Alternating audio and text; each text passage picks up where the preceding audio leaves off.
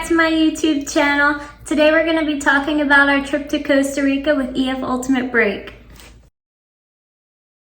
For those of you who aren't familiar with EF Ultimate Break, they're a group travel company for 18 to 35-year-olds, and they have over 120 trips to destinations across the globe.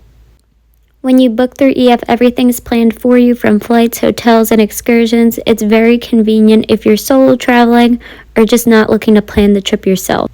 Costa Rica is one of EF's most popular, highly rated trips due to the price point, tropical location, and fun excursions. This trip is 10 days long and you get to see 3 different regions within Costa Rica. If you are interested in booking an EF trip, make sure to use my discount code UAErin100 and book through the link in my description for $100 off your first trip. So, because it was my first EF Ultimate trip, it's very important to know for people who are going on a trip, the dynamic and the group situation is very unexpected and different, but on a positive side. There were about, I would say, 36 to 38 people in the group that we went, and out of them only, including myself, there were 3 guys and everybody else were girls. So it was really interesting to know, like, you know, what is the target audience and how many people are traveling in a gender dynamic manner. So yeah. That's something important to consider if you are going as a couple, and maybe if you're someone who's not very secure in your relationship, it could be a hard setting to go to. So something pretty crazy to us happened for this trip. And this was the first EF trip that I ever had this experience. So we were supposed to go to La Fortuna, Monteverde, and then Hako Beach. But Monteverde was overbooked with the hotels, and since our group was so big, they moved our location to Tamarindo, which was 4 hours further out. Which is out of the way we were supposed to go, and that definitely impacted few logistics for our trip, but yeah, we'll go more deeper into the details of that. That's definitely something to keep in mind if you're booking during busy season for this trip. I really wish we had gotten to see Monteverde and that the trip wasn't thrown off. A bunch of other people were upset about that too. They did end up giving us a voucher for after the trip, and we still had a great time. So the great thing about EF is that they plan everything for you and there is a tour guide with you. They actually booked our flights separately on the way there, which was pretty crazy. So I flew separately and he had a separate flight. I got there a lot earlier. That wasn't our favorite thing, but it was definitely doable. It's something to keep in mind if you're traveling with a friend or a partner. Definitely, though. I mean, there was another thing. My flight landed like 12 hours later than you, so I landed pretty late. The logistics were, I would say, it was like 50-50 for me. 50% times things work out in our, like, the couple's way, like for us favorably. The other 50% times we did feel a little bit iffy about certain things. Let's talk about the positive things first. I think like the way they planned out was like from airport to the hotel rail nearby, so you don't have to travel coming from the flight. That was really nice. The first day hotel was like it was a really nice, you know, Hampton, like, nice style hotel. Yeah, I thought all the hotels that we stayed at on this trip were really nice. One of the things that I noticed about Costa Rica that I didn't have with my other trips is that they all had a beautiful view. All the hotel rooms we stayed at were clean, the service was good. They weren't like 5-star hotels or anything, but since we did a plus trip, they were definitely nicer, no hostels, anything like that. I think my favorite one was the La Fortuna hotel. Like, the view over there was so beautiful. Like, you had a volcano right in front of you. That was really nice. But the 50% I mentioned earlier was that as we were a couple, we were requested for a king size bed, you know, that we expected. However, I don't know if there's a logistics problem or the problem with the booking. They gave us the 2 separate queen beds. For some people it might work, but as a couple I didn't like that, you know, because it was just weird. So yeah, like 50% of the things worked, 50% things it was a little bit iffy.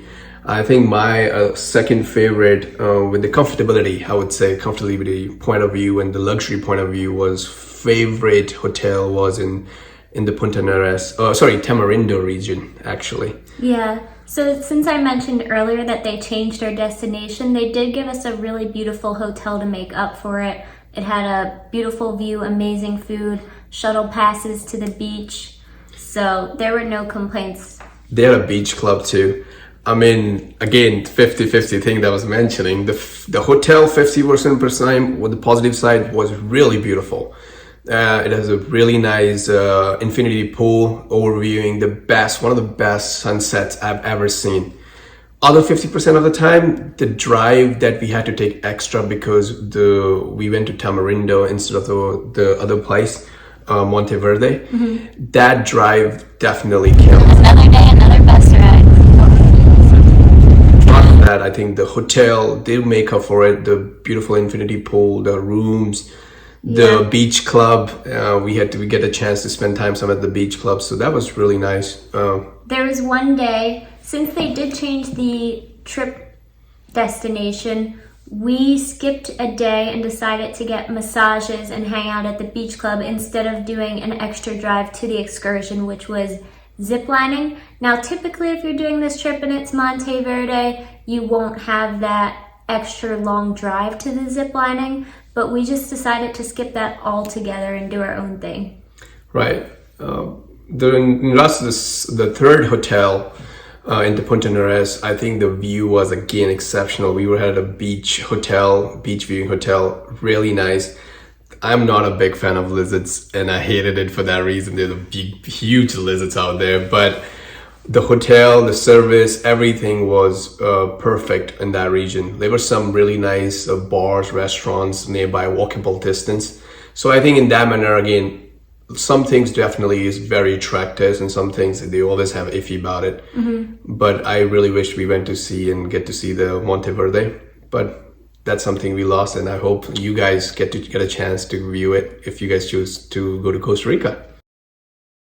We're at La Fortuna waterfall right now on the ultimate. So we're gonna give a little overview of the excursions we did now. In La Fortuna, the first 2 days we were there, we went kayaking the first day, which was fun. It does rain a lot in that region. It wasn't pouring or anything, but it was drizzling while we were kayaking. Right. The view your actual view is the volcano, and I wish we get to see for a little bit. I wish we get to see a little bit more because of the cloudy, in that region, cloudiness definitely was blocking the view to the volcano. So that was definitely missed. And the second day was one of the best days of the trip, but also the busiest. Now, since I mentioned because of the destination change, we had to pack a lot of different things in the second day. So in the morning, we did La Fortuna, which was beautiful. I think that was both one of our favorites. It just speaks for itself. The second thing we did was the white water rafting, which was both of our favorites. It was so much fun. There's actually a guide with you on the boat who will teach you how to do it. I was pretty nervous and scared. I had never done it before, but I was so happy I did. It wasn't as rough as I was expecting, and I didn't fall out, got hurt. No one on our tour got hurt. I think it's good to mention the white water rafting was an extra, and I think it was totally worth it. The amount of fun we had, especially the guides over there were exceptionally funny and hardworking. And so one of our tour guide actually fell. None of the other people fell, but the tour guide. So we were just mocking him the whole time. And in regards to the La Fortuna as well, it is definitely a lot of stairs.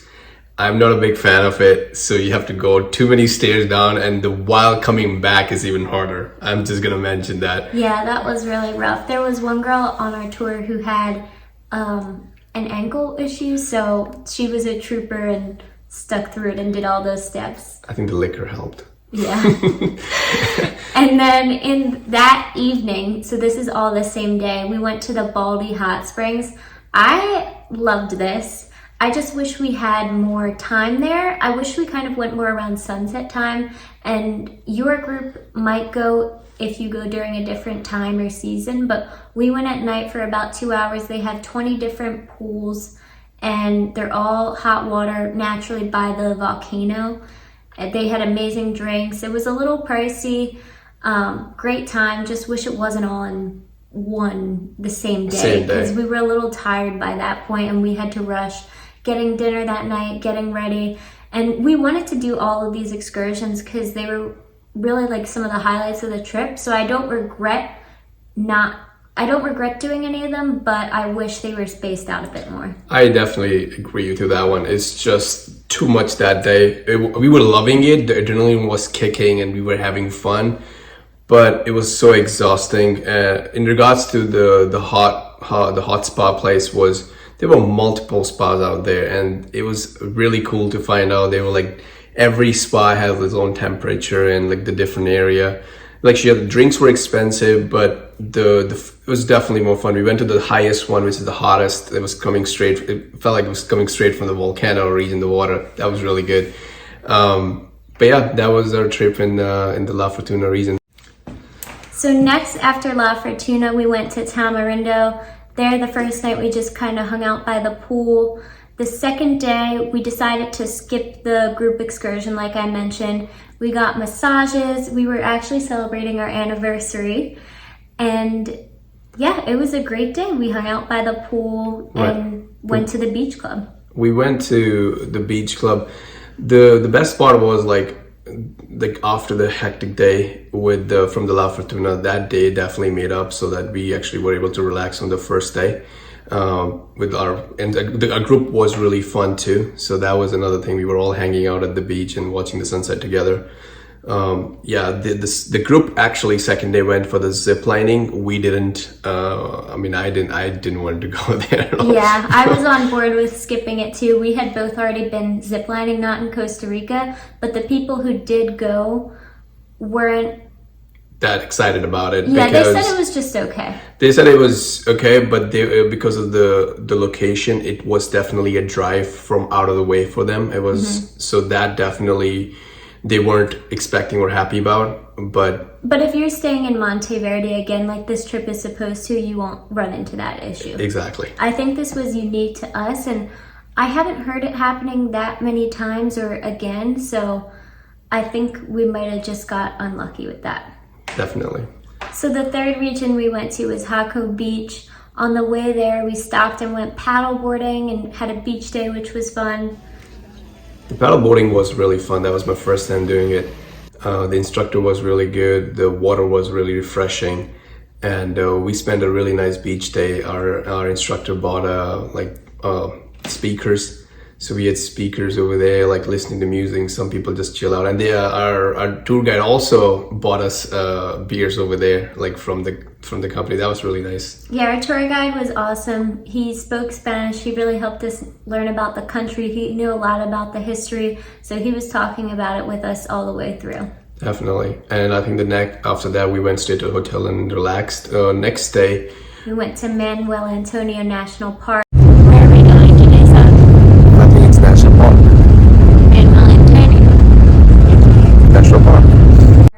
The nature there was beautiful. It was one of the hottest days of the year. Yeah. So we were trying to stay in the shade, but they did have 3 beaches within the park that you could go off to. And we actually walked off to one of the more remote beaches. It was a tad further, but totally worth it because it was more private. There's one main beach that everyone goes to, but we walked a little further and they have a map there so you'll be able to see. I think that's definitely a must, and it's a national treasure. So if anybody goes to Costa Rica, definitely try that out. After that, we came back to our hotel, and another trip we did was when we came back, we took some rest, and then we went for horseback riding. But that was not included with the trip. We did it on our own. I have always been like riding horses, and I wanted her to ride it as well. So we went with these guys, and we went tour around the Punta Arenas region, and we saw a couple of beautiful animals over there, unique animals.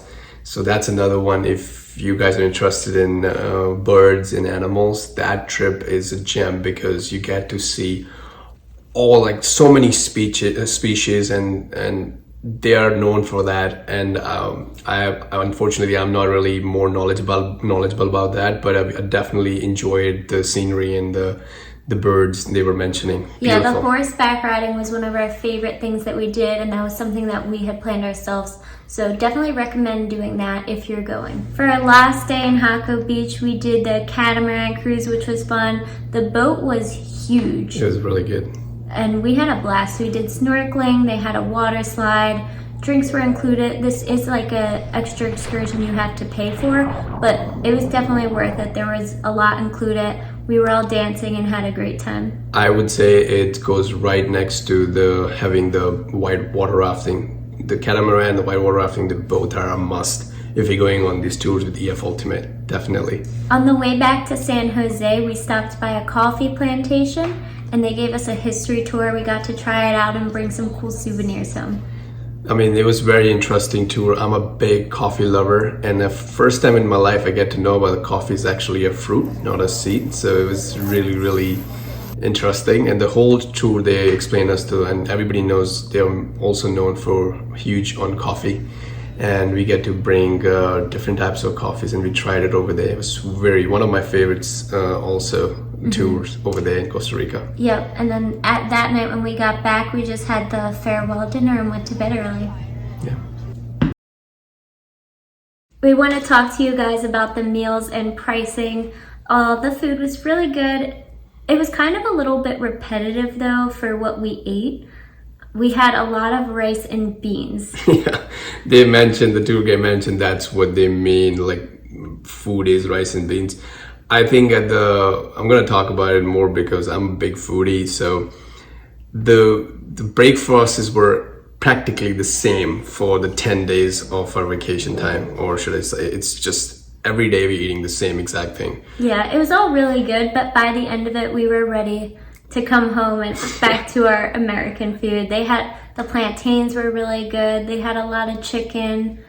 Definitely, and they do provide you like fresh juice and everything. So the coffee is on the plate again. Mm-hmm. So those things were really good, but the breakfast is very, very common. I think the meals that were provided to us, like for dinner, were also, I would say, moderate. Some of them we liked, but none of them we actually loved. If I'm right, they were all okay to eat, but we did get fed up one night and we skipped out and went for our own dinner. So yeah, to give you an overview in regards to how much you should be spending, I would say keep it between, like, definitely cost you less than $100 but a day. But it also depends on how much you're drinking, and adding value includes the drinking as well in it. So our spending was $100 a day on both people, with food and a little bit of drinks. So do your own budgeting. And then with respect to cash or card, I think they both are acceptable. I am not a big cash person, so I did carry a few. It helps you with certain things, including, I would say, tipping, if I'm right. Mm-hmm. But for tipping culture, yeah, you might want to carry cash with you, but most of the time I did use credit card. Make sure that you don't have no foreign transaction fees. And yeah, they're used dollars everywhere there, so you don't have to change currency at all. There were a lot of included meals on this trip because it was a plus trip, but I would say our favorite meals that were places that we ate out at by ourselves. Right. Definitely try empanadas. It was really good. So Sagar, what do you rate this EF trip, and would you do another one with me? Definitely no. I'm just messing with it. I would love to do another EF trip, no matter the semantics of it being a little bit iffy with the location change. However, the overall trip was definitely one of the memories we will cherish in our life, and it was beautiful. It was definitely a country that I would love to, go visit again, but later on in my life.